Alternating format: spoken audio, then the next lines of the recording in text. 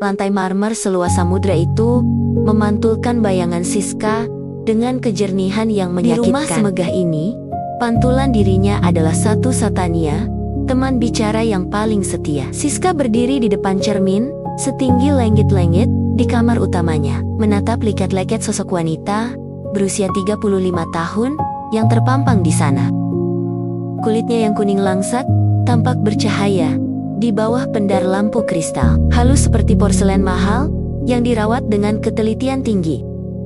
Tak ada kerutan yang berani singgah di sudut matanya, namun di balik binar bola mata coklat gelap itu, tersimpan gumpalan kabut yang tak mampu disapu oleh krim kecantikan manapun. Ia meraih sisir perak, lalu mulai menyisir rambut hitam legamnya yang jatuh hingga ke pinggang. Rambut itu adalah kebanggaannya, berat, tebal, dan selalu tergerai indah, seperti air terjun malam yang tenang. Setiap helainya seolah menyimpan rahasia tentang jam-jam panjang yang ia habiskan dalam kesunyian. Siska selalu memastikan rambutnya tertata sempurna, sebuah bentuk disiplin diri yang ia anut dengan teguh. Baginya, kerapian adalah satu-satunya cara untuk menjaga agar jiwanya jika ia membiarkan satu helai rambut saja kusut, ia takut seluruh pertahanan mentalnya akan ikut runtuh. Malam ini, ia mengenakan gaun tidur sutra berwarna krem yang melekat lembut di tubuh semampainya. Pilihan busananya selalu mencerminkan keanggunan yang bersahaja, tidak berlebihan, namun memancarkan kelas yang tak terbantahkan. Siska adalah definisi dari wanita yang memeluk kesempurnaan fisik sebagai tameng.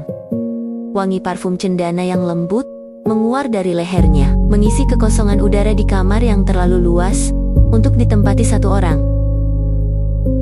Namun, keharuman itu hanya berakhir di dinding-dinding bisu, tanpa ada hidung lain yang menghirupnya, tanpa ada tangan yang membelai bahunya dengan penuh damba. "Sari, tolong siapkan teh melati di balkon," ucap Siska saat asisten rumah tangganya melintas di depan pintu yang terbuka.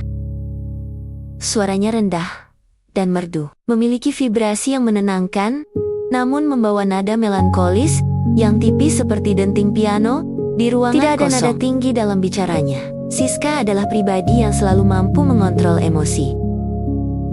Namun, di balik ketenangan suaranya, ada getaran kerinduan yang Sari hanya mengangguk patuh. Tahu benar bahwa nyonyanya adalah sosok yang disiplin dan tak suka dibantah. Meskipun dalam kesehariannya, Siska selalu bersikap sopan dan lembut.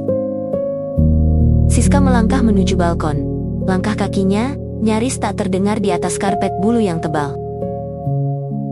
Di luar sana, lampu-lampu kota Jakarta berkelap-kelip seperti berlian yang tumpah. Namun, kemewahan itu terasa begitu jauh. Pikirannya melayang pada suaminya, Aris, yang kini berada ribuan kilometer di seberang benua. Pernikahan mereka yang kini menginjak usia 10 tahun, terasa seperti sebuah kontrak bisnis yang sangat sukses, namun tanpa jiwa. Aris menyediakan segalanya rumah mewah ini, koleksi tas bermerek, perhiasan yang menyilaukan mata segalanya, kecuali sudah 3 tahun terakhir, Aris menetap di London untuk mengurusi ekspansi perusahaan, dan hanya pulang 2 kali dalam setahun. Komunikasi mereka terbatas pada panggilan video singkat yang lebih banyak membahas laporan keuangan keluarga atau rencana investasi masa depan. Tak ada lagi pertanyaan tentang bagaimana perasaan Siska, atau sekadar pujian tentang betapa cantiknya ia malam ini. Siska merasa dirinya hanyalah pajangan terindah di rumah mewah ini, sebuah mahakarya yang dirawat dengan baik, namun tak pernah benar-benar disentuh dengan kehangatan kasih sayang. Ia menyesap teh melatinya perlahan. Rasa hangat cairannya kontras dengan hawa dingin yang mulai merayap di kulit lengannya yang terbuka. Ada kekosongan jiwa yang sangat besar, sebuah lubang hitam yang tak bisa ditutup dengan tumpukan kain sutra atau kilau emas. Siska seringkali merasa iri pada orang-orang sederhana yang ia lihat dari balik kaca mobil mewahnya. Pasangan yang berboncengan motor di tengah hujan, atau mereka yang tertawa renyah di pinggir jalan sambil menyantap nasi goreng. Mereka memiliki apa yang tidak dimiliki Siska: sentuhan, keanggunan Siska sebenarnya adalah sebuah penjara. Kedisiplinannya adalah rantai yang membelenggu keinginannya untuk berteriak atau menangis kencang. Ia merindukan tangan kasar suaminya yang mendekap pinggangnya. Ia merindukan napas hangat yang berbisik di telinganya. Di usianya yang sedang ranum-ranumnya, Siska merasa seperti bunga yang dipaksa mekar di dalam lemari es, tetap indah, tetap segar, namun membeku dalam kesepian yang abadi. Ia kembali menatap pantulan dirinya di kaca balkon. Wanita di hadapannya tampak begitu berkuasa, begitu mapan, namun Siska tahu bahwa di balik sutra yang membungkus kulit kuning langsatnya, ada seorang gadis kecil yang ketakutan akan kegelapan malam. Ia meletakkan cangkir tehnya, lalu memeluk tubuhnya sendiri, meraba tekstur halus kulit lengannya yang terasa dingin. Sunyi kembali merajai, dan Siska hanya bisa membiarkan rambut hitamnya tersapu angin malam, membawa serta helaan napas panjang yang penuh dengan kerinduan yang tak terucap. Di rumah ini, keindahan adalah kutukan, dan kesempurnaan adalah selimut paling dingin yang pernah ia kenakan. Pintu mobil tertutup dengan dentuman kedap yang seketika memutus kebisingan Jakarta di jam pulang kantor. Siska menyandarkan kepalanya pada bantalan kursi kulit yang dingin, memejamkan mata sejenak, sementara sisa argumen panas di ruang rapat tadi masih berdenging di telinganya. Di kursi kemudi, sosok itu sudah menunggu dengan kesiagaan yang tidak pernah berubah. "Selamat sore, Bu Siska."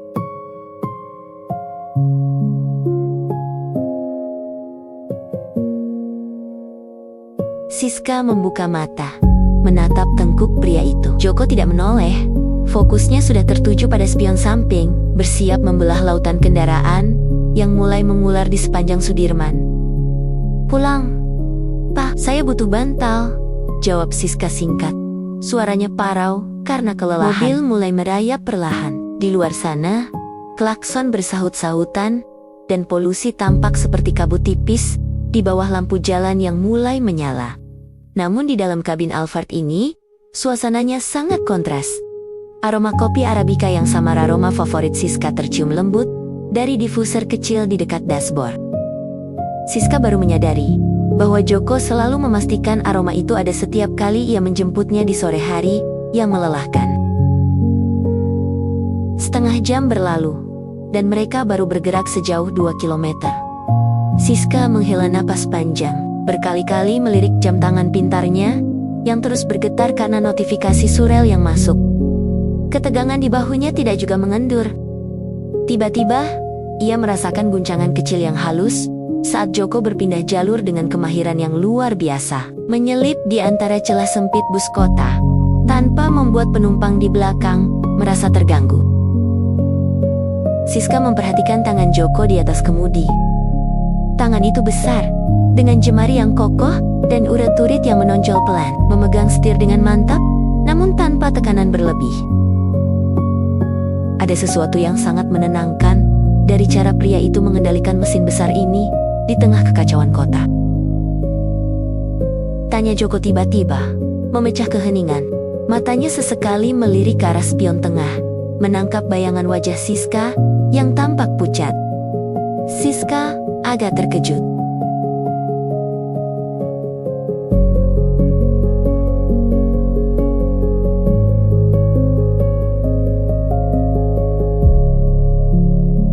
Sebuah termos kecil dan bungkusan roti gandum dari toko roti langganan Siska. "Teh kamomil hangat, saya baru mengisinya sebelum menjemput ibu tadi. Rotinya juga masih baru." Sentuhan jemari mereka sempat bersinggungan selama sepersekian detik saat serah terima termos itu. Ada sengatan listrik halus yang merambat ke lengan Siska, sebuah getaran yang terasa asing namun tidak mengganggu. Ia menatap punggung Joko, menyadari betapa pria ini memperhatikannya lebih dari sekadar urusan jadwal jemputan. "Terima kasih, Pak. Bapak selalu tahu apa yang saya butuhkan," bisik Siska. Joko hanya tersenyum tipis, sebuah senyum yang hanya terlihat dari sudut matanya di spion. "Itu tugas saya, Bu."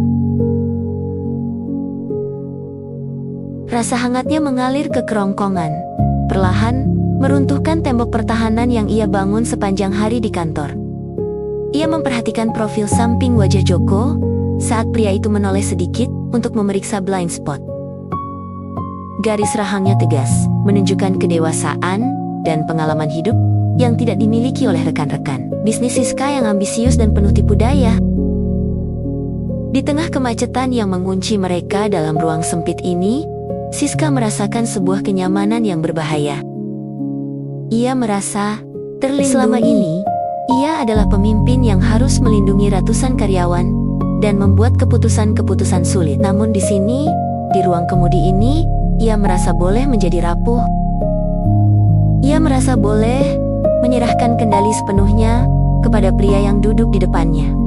Hujan mulai turun membasahi kaca depan, mengubah lampu-lampu kota menjadi pendaran warna yang abstrak. Joko menyalakan pembersih kaca dengan ritme yang lambat dan teratur. Suara sapuannya Sioliala menghipnotis Siska. Entah mengapa ia ingin mendengar suara pria itu lagi. "Belum ada alasan untuk pulang, Bu?" jawab Joko lembut.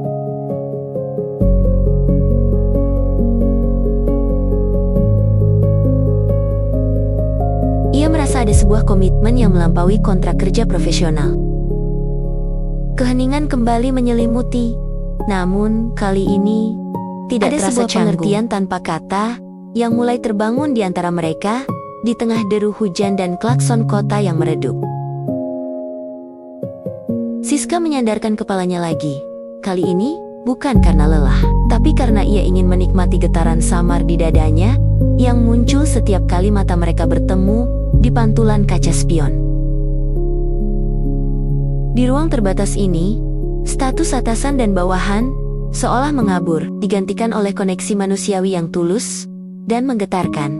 Gemuruh guntur yang bersehet sahutan di langit Jakarta malam itu seolah mengisolasi kediaman mewah Siska dari dunia luar. Suasana rumah terasa jauh lebih sunyi dari biasanya. Biinah dan 2 asisten rumah tangga lainnya telah bertolak ke kampung halaman untuk urusan keluarga, menyisakan ruang-ruang luas yang kini terasa hampa dan dingin. Hanya ada denting jam dinding dan deru hujan yang menghantam kaca jendela besar di ruang tamu. Siska duduk meringkuk di sofa bludru, segelas wine merah yang sudah setengah kosong berada di genggamannya. Ia menatap kosong ke arah taman belakang yang gelap, hanya sesekali diterangi oleh kilatan petir. Di sudut lain ruangan, Joko berdiri mematung. Baru saja selesai memastikan semua pintu terkunci rapat. Seharusnya ia sudah kembali ke kamarnya di pavilion belakang, namun langkahnya tertahan saat melihat punggung majikannya yang tampak begitu rapuh. "Hujannya tidak menunjukkan tanda-tanda akan reda, Bu," ujar Joko, memecah keheningan. Suaranya rendah, memantul di dinding-dinding tinggi yang kosong. Siska tidak menoleh, namun bahunya sedikit berguncang. "Rumah ini terlalu besar, Joko."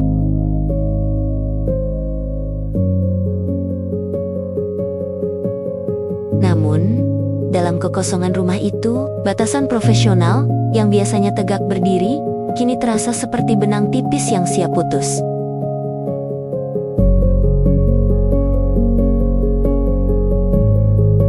Ia memutar tubuhnya, menatap Joko dengan mata yang sedikit berkaca-kaca. "Urusan? Dia selalu punya urusan.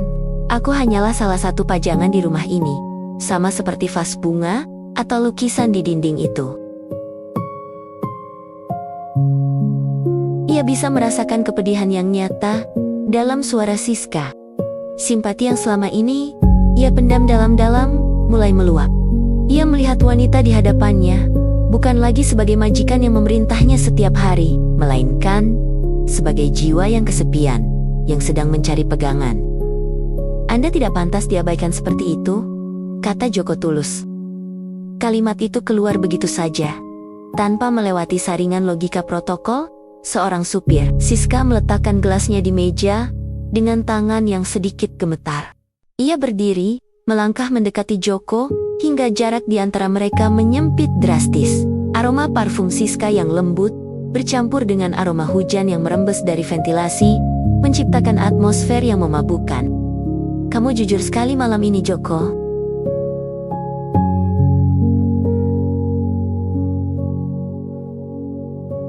Matanya mengunci tatapan Siska, memberikan kekuatan yang selama ini tidak didapatkan wanita itu dari suaminya sendiri. Siska menghela napas panjang, seolah beban yang dipikulnya selama bertehen-tehen sedikit terangkat. Tanpa sadar, ia menyentuh lengan Joko, meraba kain kemeja kerja pria itu yang sedikit lembab karena sisa-sisa air hujan saat ia memeriksa pagar tadi. Sentuhan itu adalah kontak fisik pertama mereka yang tidak disengaja. Namun, efeknya seperti sengatan listrik yang menjalar ke seluruh tubuh Joko. Joko tidak menarik lengannya, sebaliknya, ia justru menutup jarak yang tersisa. Ia bisa merasakan napas Siska yang tidak teratur. Dalam keremangan cahaya lampu ruang tamu, batas antara majikan dan bawahan benar-benar runtuh. Siska menyandarkan kepalanya di dada Joko, mencari kehangatan di tengah dinginnya malam dan kesepian yang mencekik.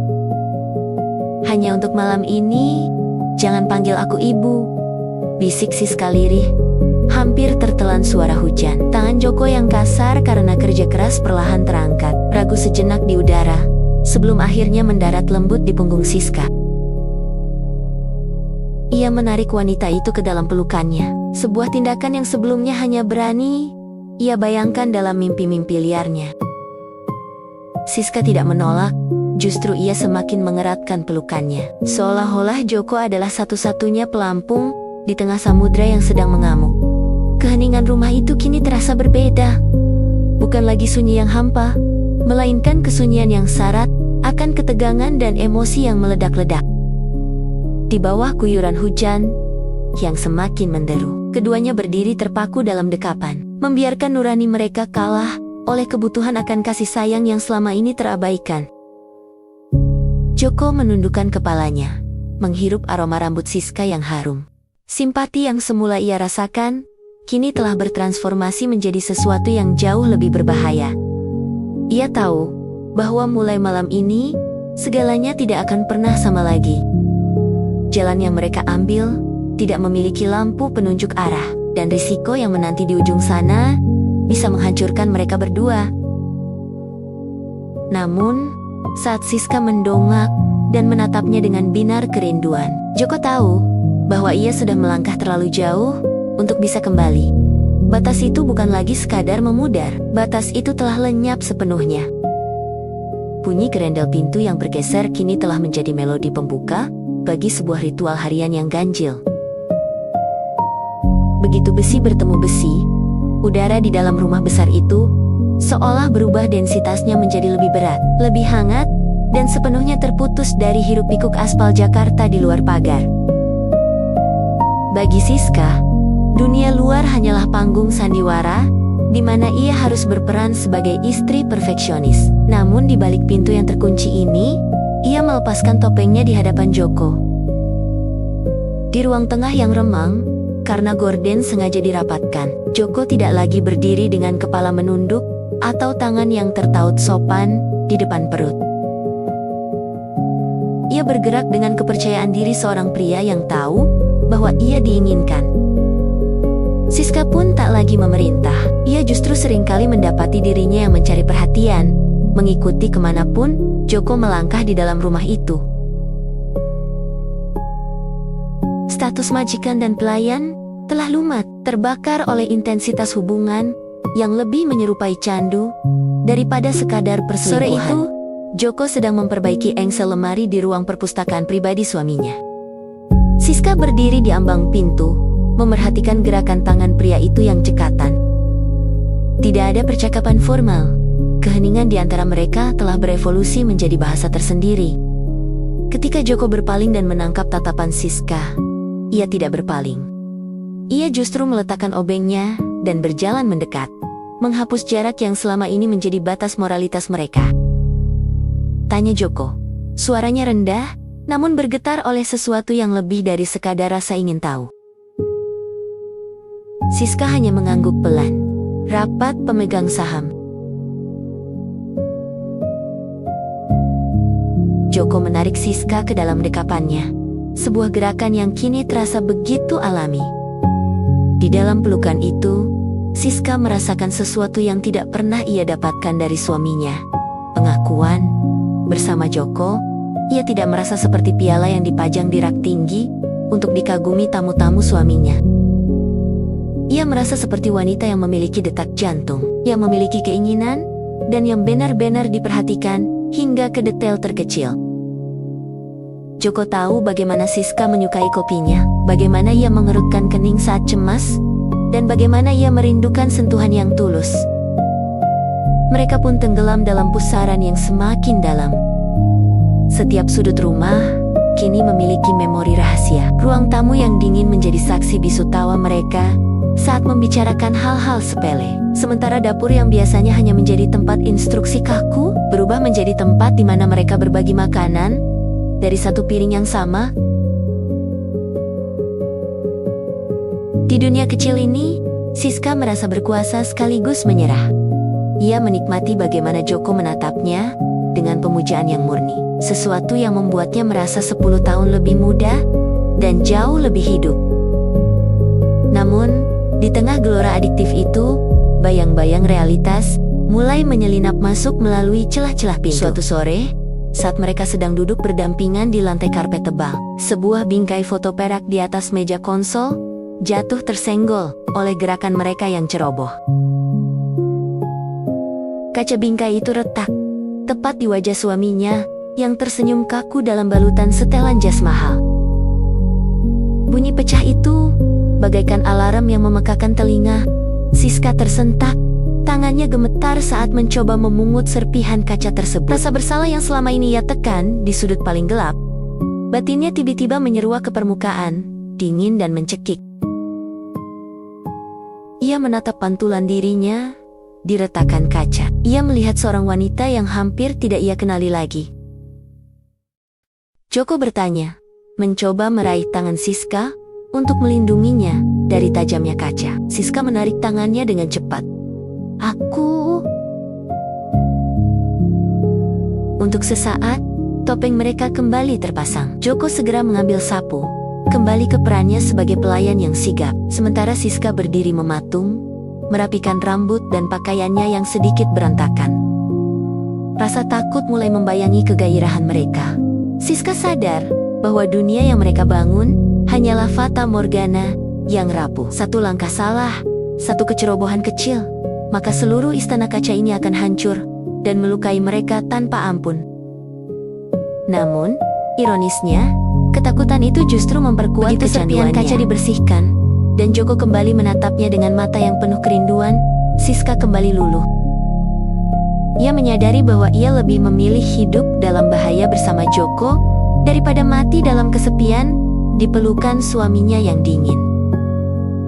Rasa bersalah itu tetap ada, menghantuinya setiap kali ia mendengar suara mobil suaminya di gerbang depan. Namun, keinginan untuk kembali ke dunia rahasia di balik pintu terkunci itu selalu menang. Malam itu, setelah suaminya pulang dan tertidur di kamar utama, setelah memberikan kecupan singkat yang formal di keningnya, Siska menatap langit-langit kamar, mendengarkan keheningan rumah yang luas. Di lantai bawah, di kamar pelayan yang sempit, ia tahu Joko juga sedang terjaga, memikirkan hal yang sama. Mereka terjebak dalam labirin yang mereka bangun sendiri, dan pintunya kini telah terkunci rapat dari dalam, tanpa ada keinginan dari keduanya untuk mencari jalan keluar.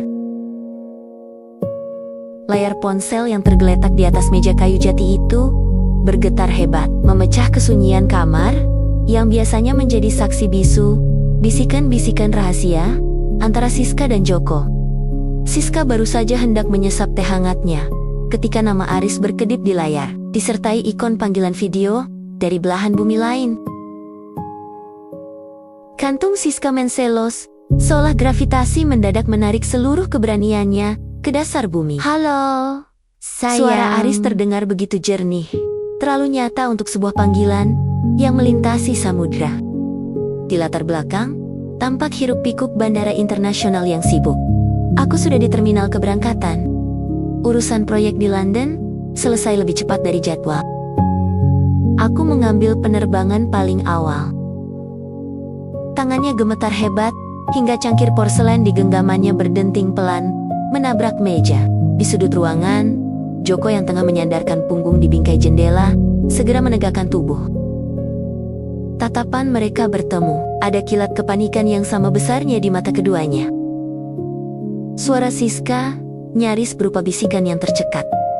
Ia berusaha memaksakan senyum yang terlihat lebih mirip seringai kesakitan.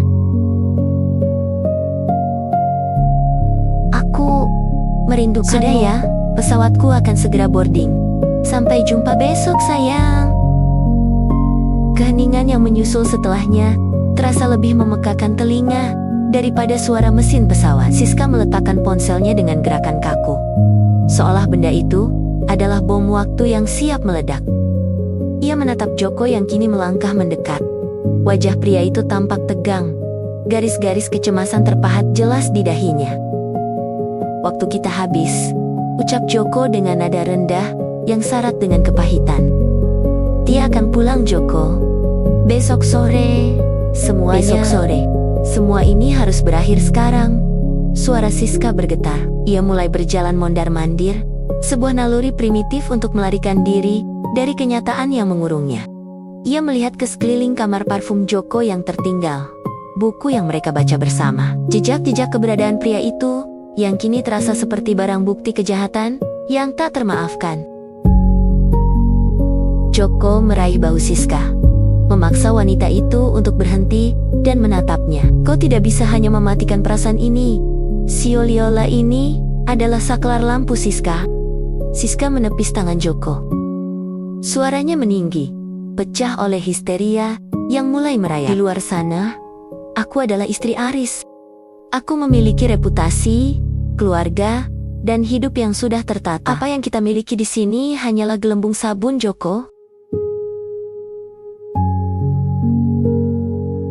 Joko merasa harga dirinya tersayat. Baginya, hubungan ini bukan sekadar pelarian, melainkan sesuatu yang ia perjuangkan dengan seluruh perasaannya. Melihat kepanikan di mata Siska, ia menyadari posisi tawarnya yang lemah. Di mata dunia, ia hanyalah penyusup dalam rumah tangga orang lain. Jadi ini caramu menyelesaikannya? Tanya Joko dengan nada getir. Siska berteriak. Air mata mulai menggenal di pelupuk matanya. Jika dia tahu, hidupku hancur. Hidupmu? Kau juga tahu bagaimana lingkungan kita akan menghakimi. Ia mengambil kemeja Joko yang tersampir di kursi dan melemparkannya ke arah pria itu. Tolong, pergilah, bereskan semua barangmu. Jangan tinggalkan jejak apapun.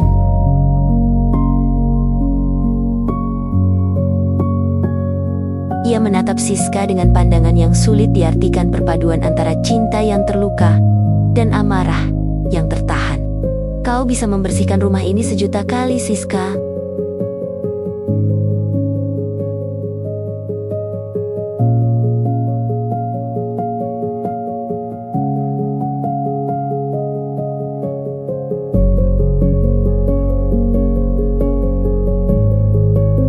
Tanpa sepatah kata lagi, ia melangkah menuju pintu. Namun di ambang pintu, ia berhenti sejenak, tidak menoleh, hanya meninggalkan kalimat terakhir yang menghantam Siska lebih keras daripada berita kepulangan Aris. Siska luruh ke lantai, menutupi wajahnya dengan kedua tangan. Di luar, langit mulai menggelap, seolah ikut merayakan runtuhnya istana pasir yang mereka bangun dengan susah payah. Guncangan dari seberang lautan itu bukan hanya membawa pulang suaminya, tapi juga membawa kembali kenyataan pahit yang selama ini coba ia lupakan. Bahwa dalam drama ini, tidak ada akhir yang bahagia bagi seorang pengkhianat. Waktu terus berdetak, dan Siska hanya punya waktu kurang dari 24 jam untuk menyembunyikan dosanya sebelum sang pemilik sah kembali mengklaim wilayahnya. Siska menatap jarum jam dinding yang berdetak dengan ritme yang menyiksa, seolah setiap detiknya adalah langkah kaki suaminya yang kian mendekat ke ambang pintu. Di atas ranjang yang tertata sempurna, sebuah koper kecil terselip di bawah spray, berisi beberapa helai pakaian sederhana dan harapan yang selama ini ia tekan dalam-dalam. Hari ini adalah titik nadir.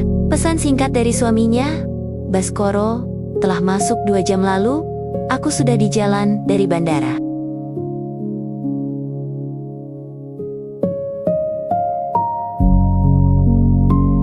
Di sana, mawar-mawar yang dirawat oleh tukang kebun profesional tumbuh dengan simetri yang sempurna, namun tak sedikit pun memberikan kehangatan.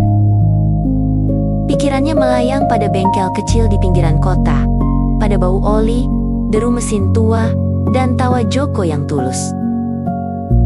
Di sana, ia bukan sekadar pajangan di meja perjamuan atau simbol kesuksesan seorang pengusaha. Di sana, ia merasa berdenyut. Telepon genggamnya bergetar. Sebuah pesan dari Joko. "Aku menunggumu di persimpangan jalan lama.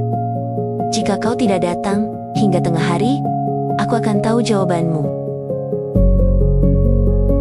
Siska meraih gagang koper di bawah ranjang, lalu menariknya keluar. Namun, saat ia berbalik, matanya terpaku pada potret pernikahan besar yang tergantung di dinding kamar. Baskoro tampak begitu dominan. Tangannya menggenggam bahu Siska dengan posesif. Potret itu seolah mengingatkannya pada rantai emas yang mengikat pergelangan kakinya status sosial, nama baik keluarga besar, dan kemapanan yang telah ia bangun selama 1 dekade.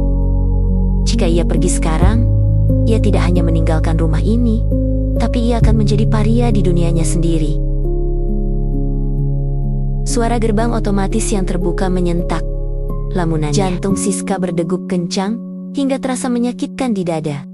Ia berlari kecil menuju balkon. Melihat mobil sedan hitam mewah itu perlahan memasuki lobi depan. Sopir membukakan pintu, dan Baskoro turun dengan setelan jas yang tak sedikit pun kusut meski setelah penerbangan panjang. Pria itu mendongak, melihat Siska di balkon, dan hanya memberikan anggukan kecil yang dingin, sebuah isyarat bahwa otoritasnya telah kembali. Siska mundur selangkah. Ia menatap koper di tangannya, lalu menatap pintu kamar yang sebentar lagi akan terbuka. Keinginan untuk berlari lewat pintu belakang begitu kuat, hingga jemarinya gemetar.